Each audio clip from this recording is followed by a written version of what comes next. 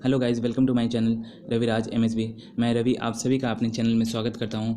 आज का current affair discuss करते हैं 10 अक्टूबर का। Okay, let's begin. गाइस, आज का मोटिवेशन का बात करते हैं तो इतिहास लिखने के लिए कलम नहीं, हौसलों की ज़रूरत होती है।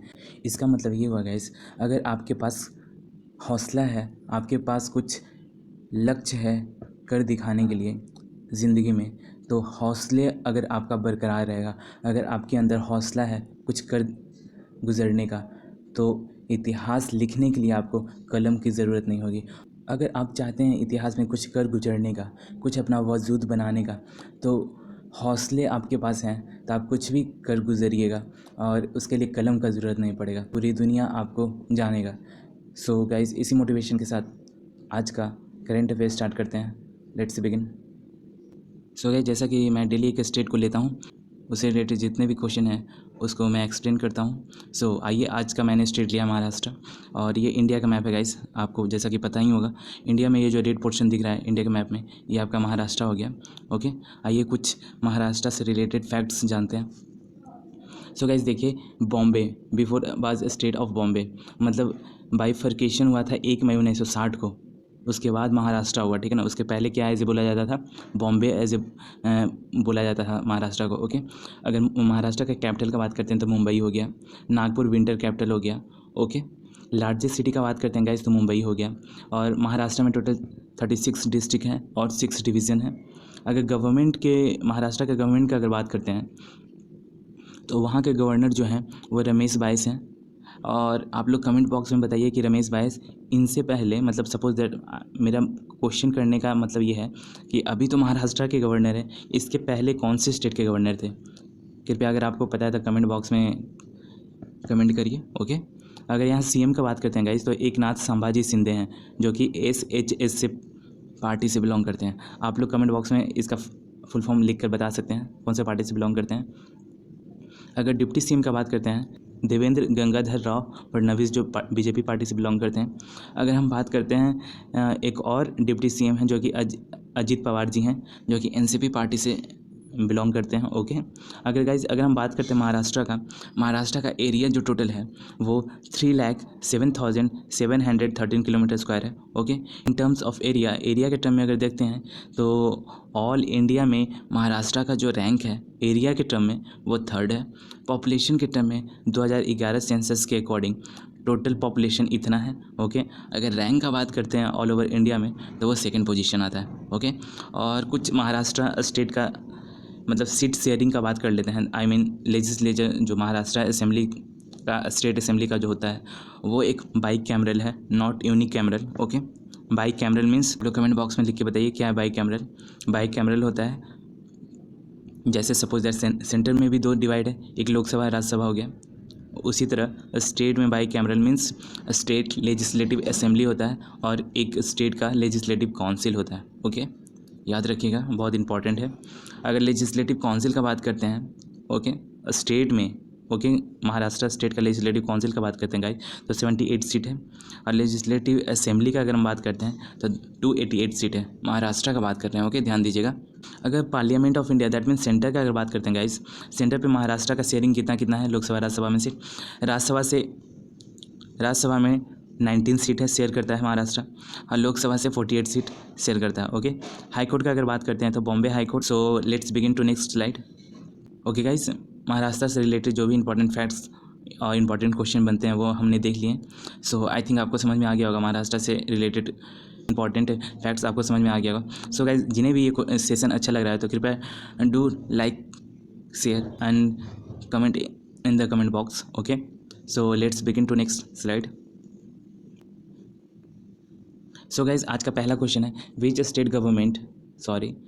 State got GI tags Basohli pashmina and the Udhampur Kalari. Hindi में देखिए क्या लिखा, किस राज्य को GI टैग बसोली पश्मीना मिला और उधमपुर की कलारी मिला, बताइए। और आपके ऑप्शन हो जाएंगे, option A Kerala, option B Karnataka, option C Jammu and Kashmir और ऑप्शन डी MP।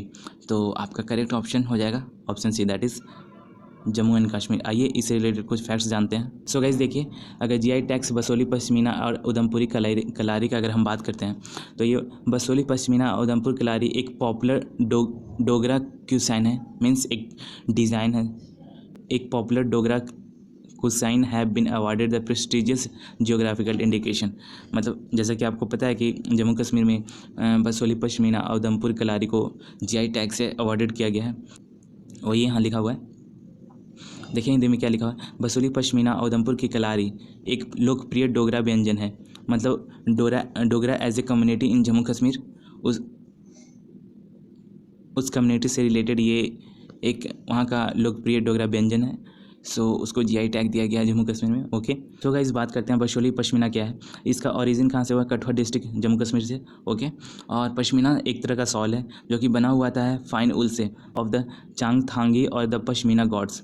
जो कठुआ डिस्ट्रिक्ट में जो पश्मीना गॉड्स यानी बकरी जो पाए जाते हैं, और चांगथांगी और पश्मीना गॉड्स उसके जो उल होते हैं, आई मीन उस गॉड के ऊपर जो बाल होते हैं उससे ये सॉल बना हुआ होता है। ओके, याद रखिएगा, बहुत इंपॉर्टेंट है, एग्जाम में पूछा जा सकता है ये जीआई टैग। ओके, कि बसोली पश्मीना कहाँ का जीआई टैग, किसको जीआई टैग को, कौन से स्टेट को जीआई टैग मिला है।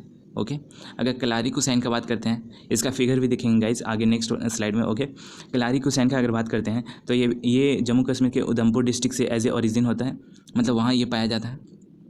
और ये एक तरह का डिश है जो कि प्रिपेयर किया जाता है मिल्क से, और इसका रिजल्ट इंटेंस चीज, और सपोज दैट ये बोला जा रहा है गाइस कि एक तरह का डिश है जो कि दूध से बनाया जाता है, और उसका एज ए रिज़ल्ट क्या होता है, दूध से बनने के बाद फिर वो एज ए पनीर टाइप का हो जाता है। ओके ना गाइस, सो एक तरह का कलारी कुसैन क्या हो गया, एक तरह का मिल से बना हुआ चीज़ हो गया, दैट मीन्स पनीर। और बसोली पश्मीना हो गया जो कि जम्मू कश्मीर से कठुआ डिस्ट्रिक्ट से एज ए सॉल है, याद रखिएगा। ओके, पश्मीना सॉल बोला जाता है। सो आइए इससे रिलेटेड कुछ इन्फॉर्मेशन और जानते हैं, देखते हैं बसोली पश्मीना क्या है और कलारी कुसैन कैसा होता है। So we move to next slide. So guys देखिए, यही बसोली पश्मीना है जो कि सॉल है, और उधमपुर का कलारी ये एक तरह का दूध से बना हुआ पनीर टाइप का है। Okay, so we move to next slide. अगर गाइस जीआई टैग आया तो जीआई टैग से रिलेटेड कुछ इन्फॉर्मेशन जान लेते हैं। GI that means geographical indication होता है फुल फॉर्म। ओके, रजिस्टर किया जाता है किसके under? Department of industry promotion and internal trade के अंदर इसको रजिस्टर किया जाता है। ओके, अगर इंडिया में अगर आपको रजिस्टर करना है, सपोज दैट कोई भी अगर आपके स्टेट का, आपका डिस्ट्रिक्ट का कोई यूनिक प्रोडक्ट है, या फिर कोई भी यूनिक एज ए मिठाई है, कोई भी डिश है, तो उसको अगर आप रजिस्टर करना चाहते हैं, जीआई टैग अगर उसको दिलवाना चाहते हैं, तो आपको चेन्नई में उसका हेडक्वार्टर है, वहाँ जाकर आपको रजिस्टर करना पड़ेगा। ओके, अगर इसका बात करते हैं गाइस, को जीआई टैग जो दिया जाता है 10 साल के लिए होता है, 10 साल के बाद फिर वो ख़त्म हो जाता है, उसके बाद फिर से अगर आपको करवाना है तो रिन्यू करवाना पड़ेगा। ओके, ड्यूरेशन अगर देखते हैं गाइस तो ये जीआई टैग कब आया था? 15 सितंबर 2003 से स्टार्ट हुआ था। पहला जीआई टैग दार्जिलिंग टी को दिया गया था। ओके, हाईएस्ट जीआई टैग कहाँ है? तमिलनाडु स्टेट में है। ओके, सो गाइस अगर हाल ही फिलहाल में जो जीआई टैग मिला है कुछ स्टेट में, तो आइए उससे रिलेटेड कुछ इन्फॉर्मेशन जान लेते हैं। एक कारी इशाद मैंगो है, ये जीआई टैग इसे मिला है, ये कहाँ का प्रोडक्ट है? कर्नाटका का है। ओके, अगर कंधमाल हल्दी का अगर बात करते हैं, वो उड़ीसा का जीआई टैग इसको मिला है। ओके, मलाई पोंडू एक जीआई टैग मिला है कोडाई कनल को, और ये तमिलनाडु से बिलोंग करता है। ओके, याद रखिएगा।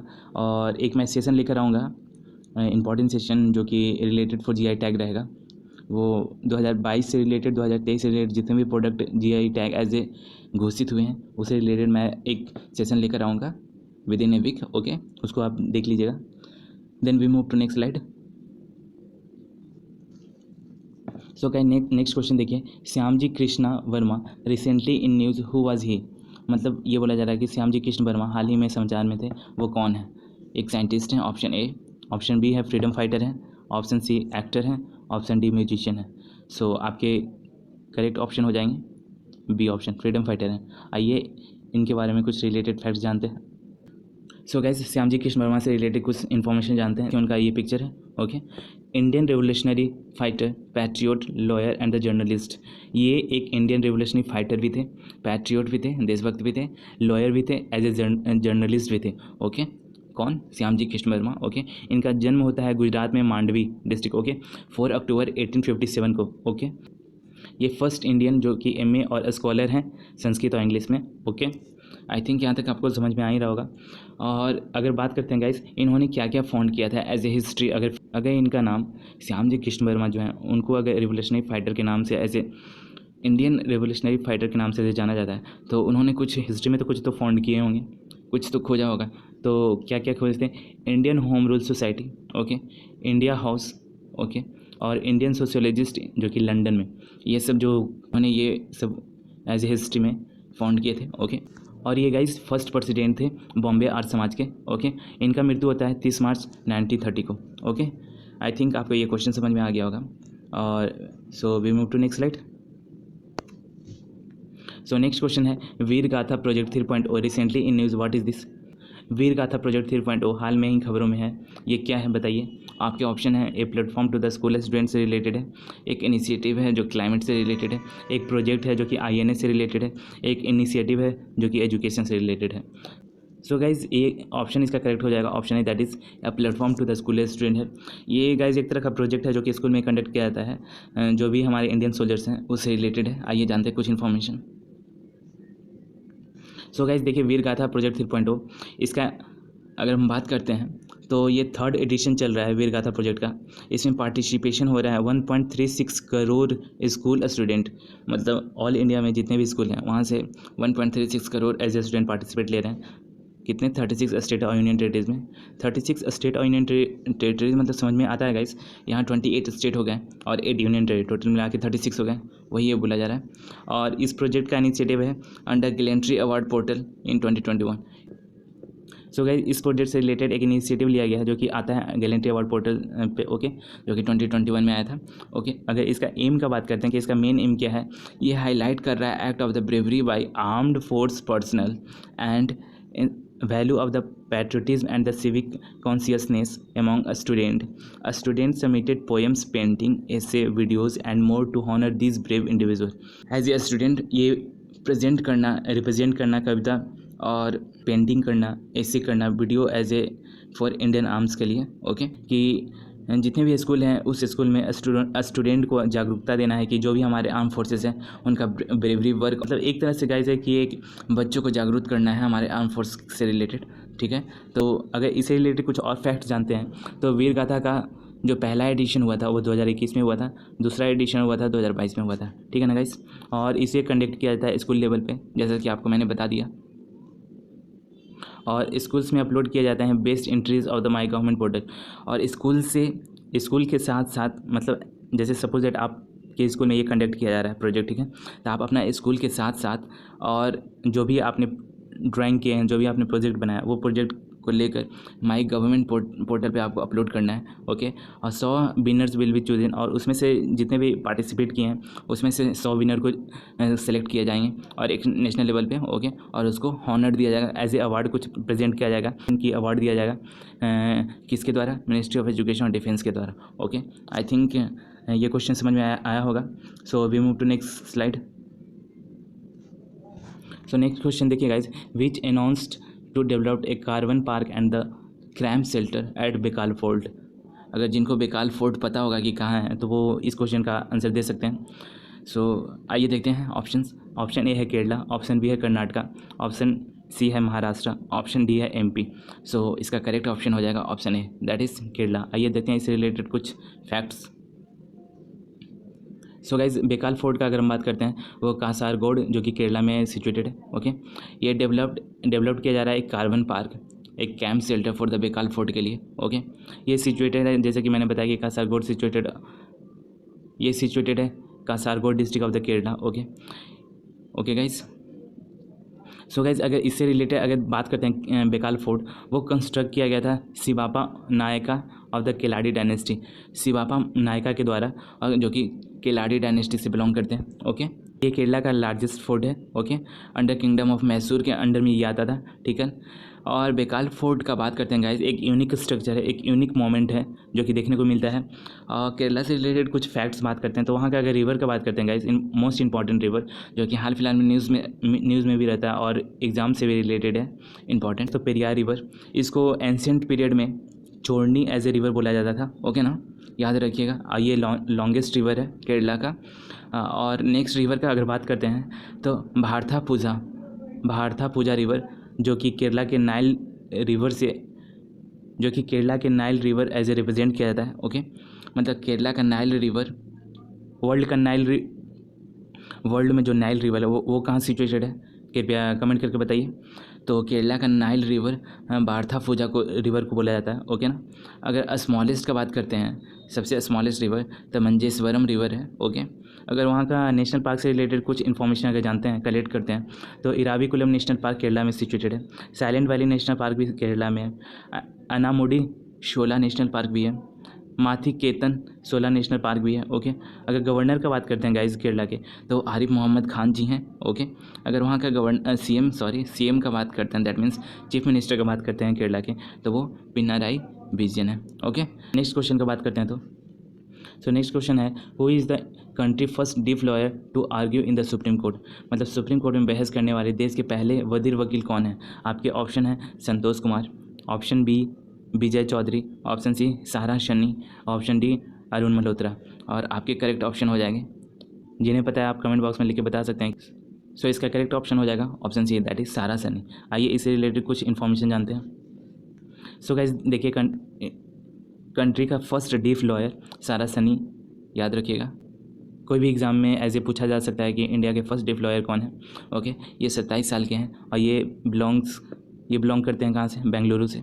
सुप्रीम कोर्ट में अगर कुछ सुप्रीम कोर्ट से रिलेटेड फैक्ट जानते हैं गाइस, तो सुप्रीम कोर्ट को लाया गया था इंडिया में 26 जनवरी 1950 को। ओके, इनके फर्स्ट CJI हैं, दैट इज़ HJ कन्या जी हैं। बहुत इंपॉर्टेंट क्वेश्चन है जो कि बहुत सारे PCS और SSC एग्ज़ाम हो गए, बहुत से रिलेटेड रेलवे एग्ज़ाम हो गए, हर एग्ज़ाम में ये इंपॉर्टेंट है कि फर्स्ट CJI ऐसे देखा जाता है, क्वेश्चन पूछा जाता है एग्ज़ाम में। ओके, सो फर्स्ट CJI हो गए HJ कन्या। ओके, जो अभी करेंटली जो CJI हैं गाइस, वो जस्टिस धनंजय भाई चंद्रचूड़ हैं, जो कि 50वें नंबर का हमारे चीफ जस्टिस ऑफ इंडिया है। और इसके पहले यू ललित जी थे। ओके, सो गाइस आज का सेशन यहीं तक रखते हैं। कैसा लगा कमेंट बॉक्स में लिख के बताइएगा। और सो गाइस जिन्हें भी पसंद आ रहा है तो कृपया लाइक कीजिए, सब्सक्राइब कीजिए।